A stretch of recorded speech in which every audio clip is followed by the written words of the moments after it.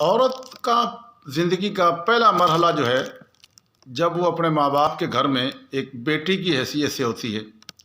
اس کی سب سے بڑی ذمہ داری تعلیم کا حصول ہے، اور زندگی کا یہی وہ تعمیری دور ہے جس کے بارے میں کہا گیا ہے کہ علم کا حصول ہر مومن مرد اور مومن عورت کے اوپر فرض ہے۔ تعلیم زندگی کی تعمیر ہے۔ تعلیم ہی کے ذریعے انسان حقیقی معنوں میں انسان بنتا ہے۔ تعلیم ہی کے ذریعے ذہن اس ارتقائی حالت کو پہنچتا ہے کہ وہ اپنے آپ کو اور دوسروں کو سمجھ سکے۔ وہ دنیا اور آخرت سے بھی سچی واقفیت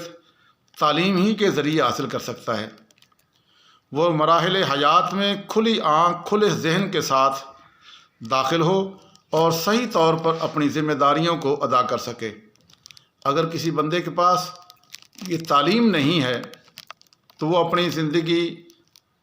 کی صحیح ذمہ داریوں کو صحیح طور پر ادا بھی نہیں کر سکتا، اور اگر کسی کے پاس تعلیم ہے اور وہ ذمہ داریاں نہیں ادا کر رہا تو وہ جانور ہے، وہ انسان ہی نہیں ہے، اس کے پاس تعلیم ہے ہی نہیں۔ تعلیم ہی کا نام ہے کہ وہ انسان کی سوچ اور انسان کے پورے وجود کو، بندے کی سوچ کو وہ بدل دیتی ہے، اس کو اچھائی برائی کی پتہ لگتا ہے، زندگی کے نیچ جو بھی مراحل آتے ہیں ان کے اندر کس طرح میں نے رہنا ہے، اللہ اور اللہ کے رسول کے حقوق ذمہ داریاں کیا ہیں اور لوگوں کے حقوق اور ذمہ داریاں کیا ہیں، یہ تعلیم ہی کے ذریعے اس کو پتہ چلتا ہے۔ اگر تعلیم نہیں دی،